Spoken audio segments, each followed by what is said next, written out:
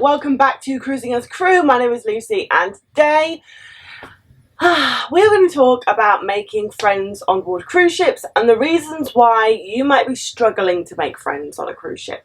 But before we start, please press like and subscribe because it really helps me out with the algorithm. And if you have any questions, then you can leave them down below in the comments, or you can message me over on Instagram at Cruising as Crew. But let's get into the video. I've said in previous videos that it's really easy to make friends on cruise ships because you're in a really small environment, and because everyone is away from their loved ones and their families at home, everyone is open to making friends. Whereas like if you try and make friends in a job on land, like everyone has already formed their cliques, and that doesn't really happen on cruise ships. Like everyone's always open to letting new people in to their clique because there's always new people coming and old people leaving. For that reason, it is really easy to make friends. However, I got talking to someone the other day about the fact that they were struggling to make friends, and it just got me thinking like, oh, okay, so it's not as easy as like maybe I've portrayed it to be. And I was thinking about the reasons, and yeah, I've come up with a list. So the first reason that you might be struggling to make friends is the person or the people that you are trying to befriend are at the end of their contract. And when I say at the end of their contract, I mean they've got like 3 weeks to go. That's when people start like switching their engines off. So I'm just going to use myself as an example. I have a few weeks to go and I am definitely switching off the engines and getting ready to go. So if there was someone who was trying to befriend me and like, oh, let's go out and let's do this and let's get to know each other, no, I have no interest. One, because I'm tired. Like in my port days, I am doing the bare minimum. Like I am very, very tired. Number two, I'm probably never going to see you again after this contract. So why am I gonna put all this effort into building a friendship that's only gonna last 3 weeks? Like there's just no point. It's a waste of my time.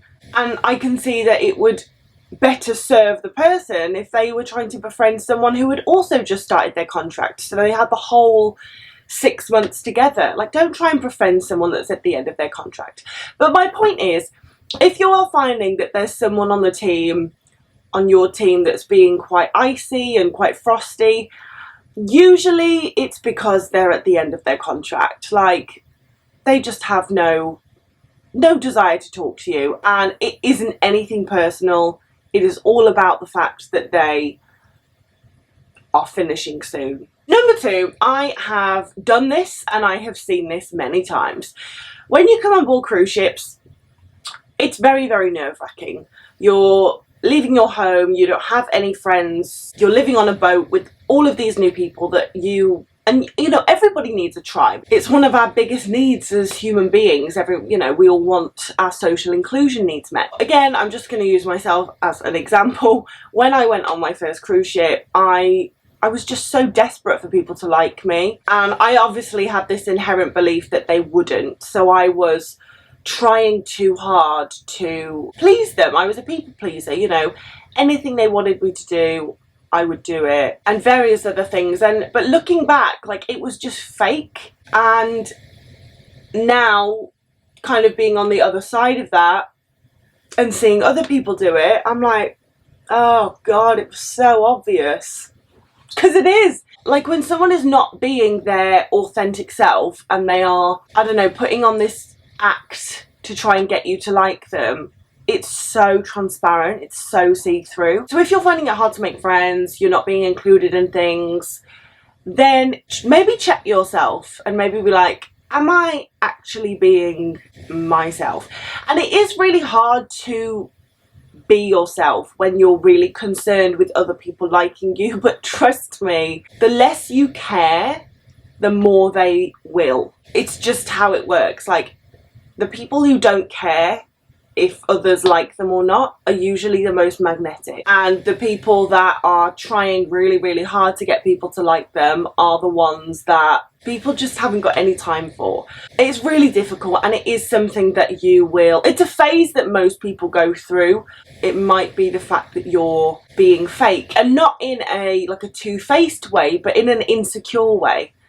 And people are drawn to confident people. No one's drawn to insecure people unless you're a toxic person. So yeah, maybe have a few words with yourself if you think that one is you. The next one is social skills. So I have spoke about this on many videos and just said that my social skills have improved immensely. One, because I think as you get older, your social skills improve, but also I've worked on a cruise ship for so many years.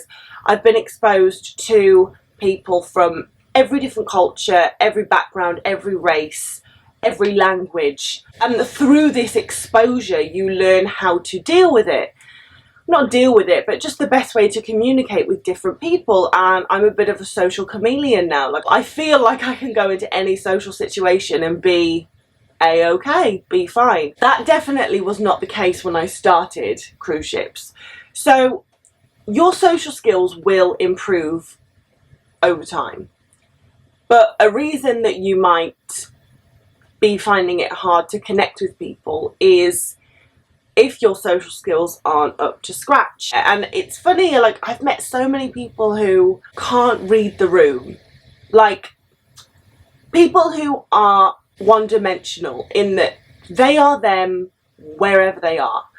There was a girl on a ship I was on and she was so loud. I can be loud. I have a laugh that is very, very loud. But I do it when it's appropriate. If I'm sat in the mess and everyone's talking, yeah, I'll be loud. If we go to the wake or a really nice restaurant and it's quiet, or I go to a library, I'm not going to be cackling in the corner.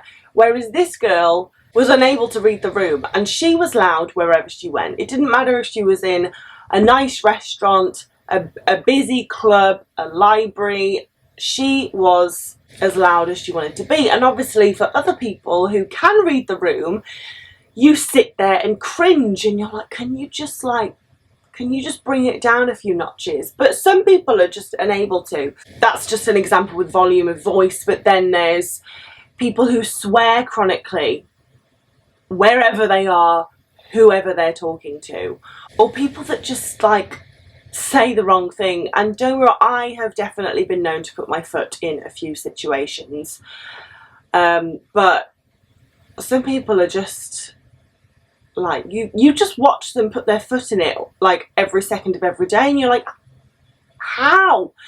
So yeah, social skills is definitely something that will improve. However, if you have joined a cruise ship, you're probably going to be surrounded by people who have incredible social skills. So it's difficult. And now I look back and I realise that that was me. I mean, I joined a ship and it was my first contract. And a lot of the girls on that ship have been working on ships for a while. So their social skills were fantastic. And mine at that time were atrocious. And that's why it just was not clicking. And it just so happened that the girl that I became friends with, the one girl that I became friends with, was also new. So I do think there's a correlation there. I do think that your social level has a huge impact on the connections that you are able to make. If you come on board and you are too vocal about your opinions, see this many times, people come on board who have never been on a ship before, but they feel this need to prove something, which is great. You should want to prove that you're good at your job and you're capable and stuff. But they come on board and they start telling people who have been on ships for a long time how things should be. And it's like, well, one, don't you think we've all thought of that? But also it's like, calm down, you've just got on board. Take a breath, take in your environment, and come at me after you've been on board for a month and we'll see if you have the same opinions. It's human nature that we all like to talk about ourselves, but we all like to feel like experts in something. So if you feel like you're an expert in something and then some new kid is coming at you telling you their poor ideas normally and making you feel like a bit of an idiot, no one's going to appreciate that. Now, if you do see something and you genuinely think it's a good idea, please make suggestions rather than statements. Like, oh, I know you've probably already thought about this, but la da da da da. Because, yeah, no one is going to like you coming in and be like, why are you doing it this way? This is the best way to do it. It's like, well, it might not be on a cruise ship. And this is the thing that I find. Normally to work on a cruise ship, you have to have had work experience in the industry, in the department that you're going into. Obviously, if you're a chef on a cruise ship, you have to have been a chef on land. If you work in the shops on a cruise ship, you have to have worked in the shops on land. Spa, you have to have worked in the spa. So people who've got a lot of experience on land, of course they come on board thinking they know better. But let me tell you, working in that department on a cruise ship is nothing like working in that department on land. It's not. It's completely different. The same when I worked in the spa on a cruise ship. Of course I'd worked in the spa at home, but it was completely different. So you have to go on a cruise ship, yes, with all your knowledge and experience, because that is one of the reasons why you were hired, but you have to be willing to take a seat back and learn. And one, that is actually going to make you better at your job. And two, you're going to find it easier to make friends within your department if you do that. If you come in dick swinging, telling people what to do, that is a fast way to isolate yourself. The next one is laziness. So I've said before that friendships on board are usually made within your department because you spend all day every day with these people. How could you not make friends with them, make connections with them at least? And because most friendships are made at work, work and personal life are meshed together, meaning how you perform at work is carried over into your personal life, and how you act in your personal life is carried over into work. Yes, it's very important that you can separate those two, however, that's not always possible. And if you're lazy at work, that is something that may disrupt your friendships or your connections, because working on a ship, we are a little cog in a huge machine. It is all about teamwork, a massive emphasis on teamwork. Whatever ship, whatever cruise line you are on, all about teamwork. So if you come on and you are all for yourself and you are not pulling your weight, this is going to affect you. Especially, you have to remember that the day someone left is the day that you come on board to replace them. So there's about a 3-hour window, the person you're replacing and you. And if the person you're replacing was amazing at their job, they pulled their weight, they were a massive team player, and then you come along and you're lazy, and laziness and not knowing what to do there's a huge difference. You can not know what you're doing, it's your first day, and ask questions and stuff, but if you are just inherently lazy, it's not going to go down well, put it that way. Not even necessarily with your bosses, because maybe your boss doesn't realise, but with your colleagues, it's going to be an issue. And that will spill over into your personal life and into your personal relationships, because if people are really pissed off with you at work because you don't pull your weight, why are they going to want to hang out with you outside of work? You see what I mean? Everything is interconnected. How you are in work spills over into your personal life. So being a team player and not being lazy is super, super important. And then the last one, and probably the most important one, is negativity. If you come on board and you're really negative, it's not going to go down well. People are tired, people are working every hour God sends, people only have a finite amount of energy, and speaking to someone who is negative is draining as hell, and people are just not going to want to hang out with you. If you go on a ship and you're constantly moaning about the hours and being at sea and you're seasick and my cabin's too small and I can't get off the ship and IPM and whatever, that is a fast way to not make friends. I would not spend any time with someone who was like that. There's a difference between being frustrated about something and having a moan. Everybody needs to do that. But chronically being negative about everything, there's just no time for it. No one has any time for it. Because to work on a cruise ship, you have to be a positive person. Firstly, if you're negative, you're probably not going to last very long. But also, you are not going to make any friends.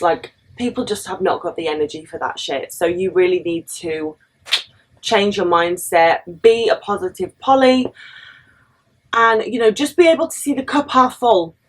rather than the cup half empty, because your mindset is a huge factor in, one, whether you're going to make it through your whole contract, but two, whether you're going to come out of that contract with friends. And a lot of people don't, because they whine. They might be a lovely person. Like, you can still be a lovely person and be a negative person. I like a lot of negative people. Do I spend time with them? No, because after I leave their company, I'm like, oh my God.